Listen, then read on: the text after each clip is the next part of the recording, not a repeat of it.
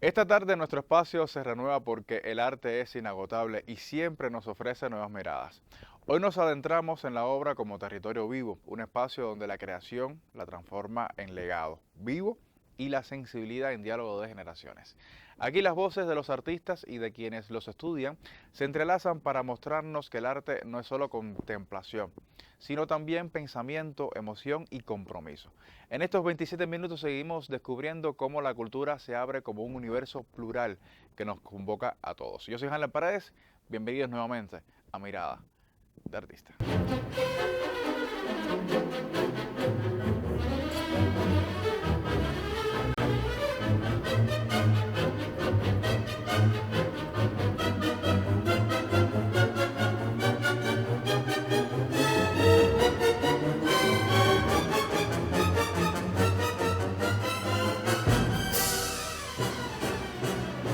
Como lo prometido es deuda, regresa nuestro amigo Roberto Cobas, crítico, investigador y curador del Museo Nacional de Bellas Artes, para continuar nuestro diálogo sobre las vanguardias en nuestro país. Maestro, nuevamente la bienvenida. Muchas gracias. Gracias por la invitación. Profe, la literatura especializada la llama y se refiere mucho como modernidad, pero comúnmente nosotros le decimos vanguardia. ¿Usted le encuentra alguna diferencia en estos términos? Es sutil la diferencia, sobre todo para el caso de Cuba. La modernidad como tal surge a principios del siglo XX en Europa y es la ruptura con la tradición, o sea, con la academia. En el caso de Cuba, la modernidad, o sea, un grupo de artistas jóvenes van a estudiar a San Alejandro y ahí encuentran que la enseñanza es muy tradicional, muy académica, y rompen con eso, van a Europa y cuando regresan de Europa lo que traen es la modernidad. La modernidad es lo nuevo, lo moderno, lo que va a desplazar la tradición y va a desplazar el lenguaje académico que hasta principios del siglo XX dominaba en San Alejandro y dominaba en el quehacer de los artistas plásticos cubanos. Entonces, profe, digamos que la vanguardia fue una ruptura. Que la vanguardia, Ajá. Hablamos de la modernidad. Ajá. Ahora, la vanguardia es la innovación. O sea, la vanguardia es un paso arriba de la modernidad. Es la innovación dentro de la modernidad. Por ejemplo, ponerte dos ejemplos vanguardistas, propiamente vanguardistas, son Marcelo Pogolotti y Wilfredo Lang. Ellos dos son verdaderamente vanguardistas porque rompen no solo con los modos de hacer que traían de París, sino rompen con el quehacer que traen de París con un nuevo lenguaje. La vanguardia es un nuevo lenguaje, una nueva forma de hacer. Y eso es lo que trae Pogolotti y Lang. Los acontecimientos de orden mundial tenían repercusiones en el aspecto estético también.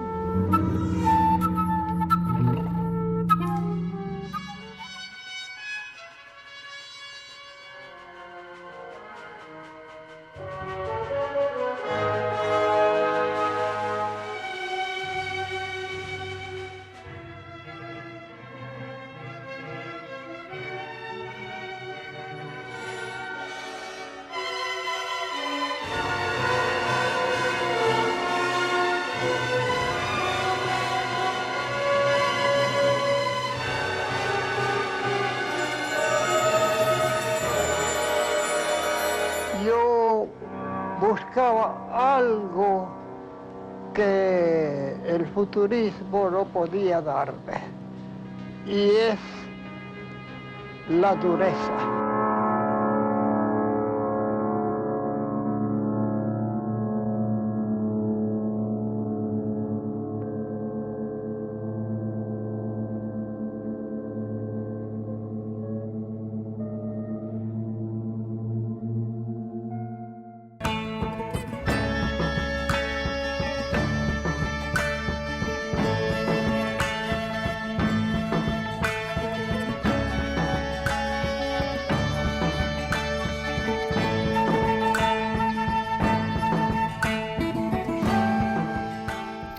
Y hablando en la práctica, en la visualidad, ¿cómo podemos identificar eso?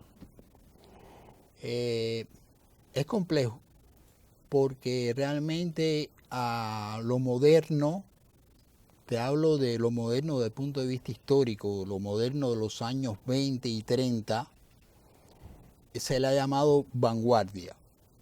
O sea, que prácticamente modernidad y vanguardia han pasado a ser prácticamente sinónimos, aunque existe una diferencia. Profe, si tuviera que definir la vanguardia con una palabra, ¿cuál sería? Ruptura. Ruptura. ¿Cuál fue el artista para usted más importante de esa generación? Wilfredo Olán, sin duda. ¿Por qué? Wilfredo Olán porque Olán conoce en París a Picasso, a Breton, el padre del surrealismo, Picasso el padre del cubismo y de otras tantas corrientes. Es amigo de ellos, es influido por ellos y cuando regresa a Cuba se encuentra con que ese lenguaje que él tenía un poco que ver con el quehacer plástico que se hacía en Cuba. Entonces él se aproxima, se acerca de una manera muy fluida, hace amistad con Lidia Cabrera. Lidia Cabrera es una gran antropóloga cubana. Hace amistad que ya se conocían de España con Alejo Carpentier, que es un gran defensor de la cultura afrocubana. Y por último, establece también una relación de amistad con Fernando Ortiz. Entonces, todo esto lo va llevando por el camino de la influencia afrocubana y va a adaptar el cubismo y el surrealismo a las religiones afrocubanas. Es a lo que Alejo Carpentier le da en llamar lo real maravilloso americano, que es la tesis que escribe Alejo Carpentier en su novela El reino de este mundo. Él pone como ejemplo de lo real maravilloso a Wilfredo Olán. Profe, ¿qué enseñanza nos deja entonces la vanguardia para estudiar, para entender un poco el arte contemporáneo? La vanguardia nos da como enseñanza de que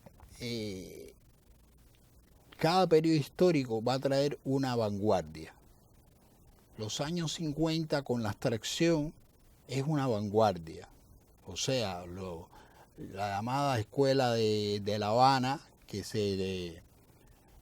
la escuela de La Habana era conocida por la figuración, por el color, por elementos que la identificaban, queda desplazada por la abstracción que se realiza en Cuba en los años 50. Entonces esa va a ser la nueva vanguardia. Entonces en los años 60 tienes a Antonia Eyri, a Raúl Martínez, a toda una serie de artistas que van a ser la nueva vanguardia. O sea que es un relevo generacional y la vanguardia se va reciclando. No hay una sola vanguardia, la vanguardia es múltiple, es por épocas. Roberto, ¿cuál sería entonces ese reto, ese mayor reto que usted enfrenta como curador a la hora de organizar, de planificar una exposición sobre un artista de la vanguardia? Bueno, mira, yo soy un curador de lo que se llama curador de colecciones y trabajo la colección de los años 20 y 30, que es la colección, y 40, que es el momento de surgimiento y consolidación del arte moderno, de la vanguardia. Tienes que estudiar apasionadamente la época, porque si no, no sabes qué vas a hacer con las pinturas. Hay un criterio muy superficial que dice que las obras se van colocando una al lado de la otra y ya está hecha la exposición. No es así. Cada obra tiene su propio discurso y su propio espacio. Entonces tienes que crear ese discurso y ese espacio para cada una de esas obras.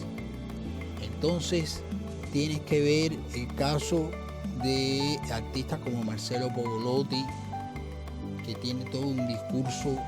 Pogolotti estuvo en Italia vinculado con los futuristas italianos, pero después realizó una obra de carácter social en París. Entonces, Pogolotti, en su discurso hay que saber desarrollarlo. El desarrollo del discurso estético de una exposición es muy importante. Yo te diría que capital, y para que eso se dé, tiene que estar precedido de una gran investigación. Profe, un momento entonces de hacer una pequeñita pausa y ofrecerles a nuestros amigos televidentes las vías de comunicación para así tener con ellos un momento mucho más directo en esa comunicación, y a regreso entonces conversar sobre dos importantes artistas de la vanguardia en nuestro país. ¿Puede ser? Claro que sí. Puedes escribirnos a nuestro correo postal que ahora mismo aparece en pantalla, también a nuestra dirección electrónica programa miradadeartista@gmail.com. Revisítanos en nuestro canal de YouTube y también en nuestras redes sociales Facebook, Instagram y Telegram. Te estaremos esperando.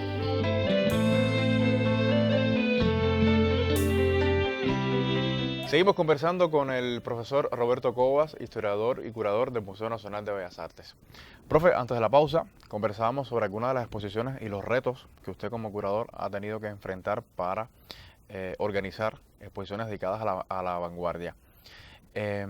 Ampliemos un poco sobre estas exposiciones, hablemos específicos sobre algunas. Adelante. Sí, mira, yo te comentaba que para trabajar una exposición, sea del periodo histórico de la vanguardia, años 20, 40 u otra época, tienes que hacer un estudio de profundidad. Pero además tienes que tener la sensibilidad de un artista, porque no basta solamente con tener un conocimiento de profundidad. Tienes que tener la subjetividad de la selección. ¿Qué tú vas a seleccionar para que el espectador pueda disfrutar de esa exposición? Hace años no se tomaba en cuenta el criterio del curador. Tú ibas a ver una exposición de paisaje inglés, y cuando salía de ver esa exposición de paisaje inglés, tú decías, he visto el paisaje inglés. Y no tenías referencia o no tenías conocimiento de que esa era la visión de una persona, un curador. Tú no habías visto el paisaje inglés totalmente, tú habías visto lo que ese curador quiso que tú vieras del paisaje inglés. Entonces, con esto lo que quiero decirte que es un trabajo evolutivo, es un trabajo que a finales del siglo XX ha tomado importancia. El curador es el intérprete, el mediador entre el público y exactamente, entre el artista y el público. Es el mediador, es el puente. Es un puente que entrelaza la visión del artista o de los artistas con la percepción del público. Y eso es algo que es muy importante. Esto quizás pudiera ser una pregunta final, pero lo voy a adelantar. Yo estoy ahora trabajando en una exposición sobre José Lezama Lima. José Lezama Lima es un poeta inmenso, un ensayista extraordinario y también escribió crítica de arte. Entonces, Lezama usaba un lenguaje denso y yo estoy obligado a buscar que ese lenguaje denso, dentro de ese lenguaje denso, sacar frases que puedan llegar al espectador. O sea, que el espectador se identifique con esa frase y con esos cuadros. O sea, no solamente se van a poner frases, se van a poner cuadros y ambos se van a enlazar. Y te digo esto porque me ha costado trabajo lograrlo. Es un esfuerzo notable por ser Lezama, el gran escritor que es, y por la manera que él trabajaba su poesía y su ensayística. Entonces, para mí, el exposiciones que marcaron, que significaron algo en mi vida. Está, por ejemplo, la del primer Premio Nacional de Artes Plásticas Raúl Martínez, que fue en el año 1995. Esa exposición se llamó Raúl Martínez, el desafío de los 60. Y yo toda la obra de Raúl la comprimí a los años 60, no me salí de ahí.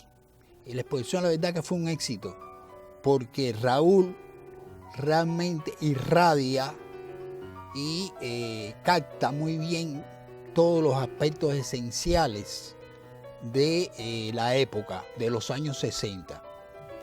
Después, así, exposición importante, Antonia Iris, el desgarramiento de la sinceridad, que es otra artista. Ella y Raúl Martínez por un lado y Antonia por el otro, son los dos artistas que ellos dos solos pueden captar toda la década de los 60, que fue además una década de una, ¿cómo decir?, una profusión en el arte, en las letras, en el cine, en la política.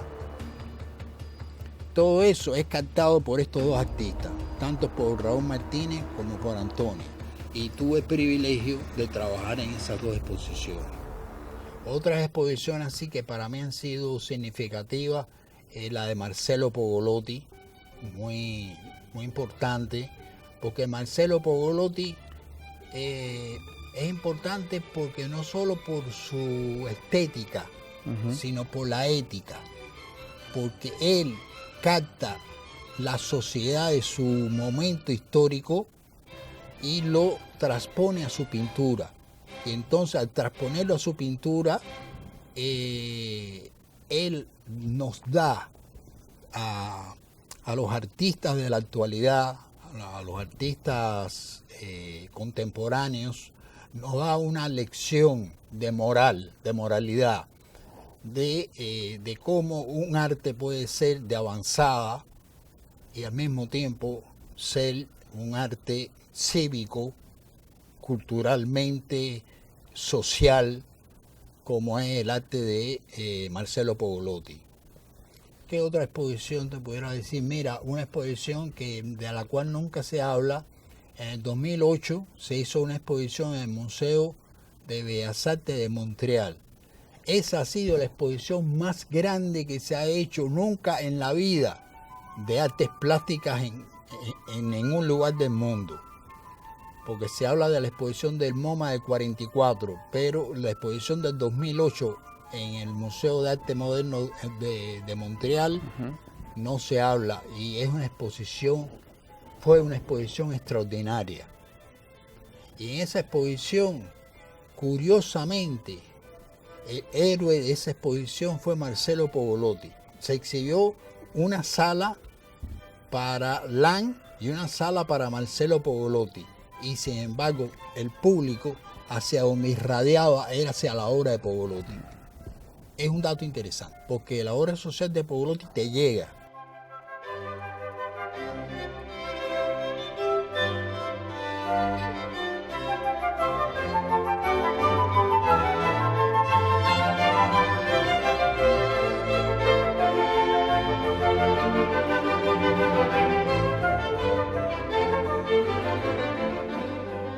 En el caso de Lang está el tema de los afrocubanos. Y los afrocubanos es muy interesante para nosotros, pero no tiene que serlo para todo el público. Aunque quiero decirte algo sobre Lang. En el 2022 yo hice una exposición sobre Wilfredo Lang y quedé maravillado con el público. El mejor público del mundo es el cubano. Nunca he visto una recepción tan grande, no solo de Lang, sino de otros artistas como del público cubano.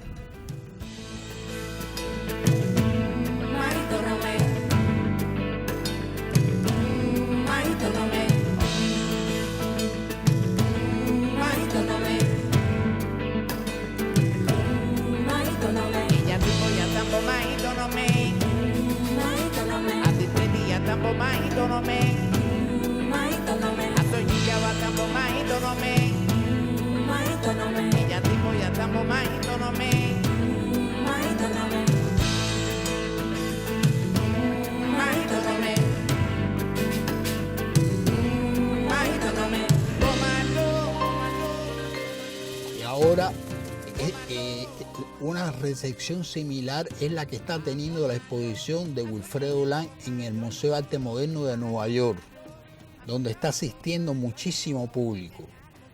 El Museo de Arte Moderno de Nueva York es un museo élite, es un museo que proyecta todo lo que exhibe. O sea que ahora mismo Lang le está dando la vuelta al mundo y está incidiendo en el mercado de arte también.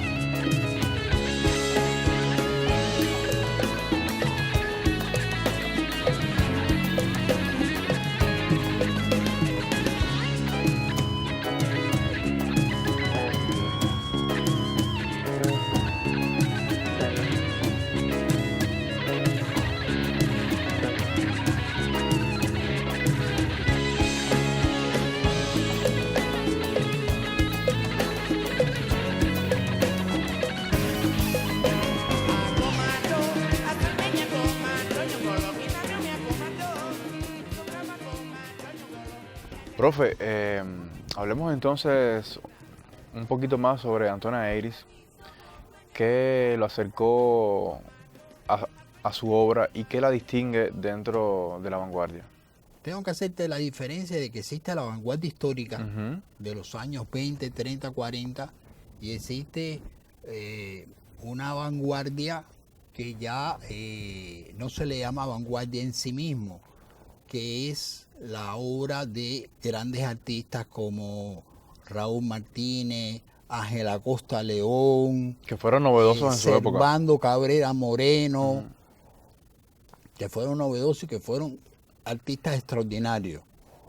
Antonia Eiris es un caso excepcional. Antonia Eiris, cada cuadro es un fragmento de la historia de Cuba. Y ese fragmento de la historia de Cuba no siempre es un fragmento amable. Antonia Eiris tiene un ensamblaje que es vendedor de periódicos, que es un lisiado en un carrito vendiendo periódicos. O sea, una imagen fuerte. Ni Muertos, la que ella hizo después de la explosión de la Cubre, es una obra sumamente fuerte, pero también hay otra obra que se llama La Anunciación, donde un ángel viene del cielo, pero ese ángel es como la muerte, y viene a anunciar que va a tener un embarazo, ya tienes un embarazo, vas a tener un niño, ¿no? Y la expresión de la mujer es de retorcimiento de dolor. O sea, es como un parto doloroso. ¿Qué significa eso en la época? Es complejo, porque es periodo de la revolución. Y en eso Antonia está diciendo que hay un parto doloroso, que no es un parto fácil en ese contexto en que ella trabaja. Y su obra más discutida es Una tribuna para la paz democrática, que fue una obra que ella hizo en el año 1968 y que fue censurada. Y que hoy, con mérito propio, se encuentra en las salas del Museo Nacional. Así es. Profe, ya una última pregunta, un mensaje para nuestros estudiantes, especialmente para los que estudian artes visuales en nuestras academias?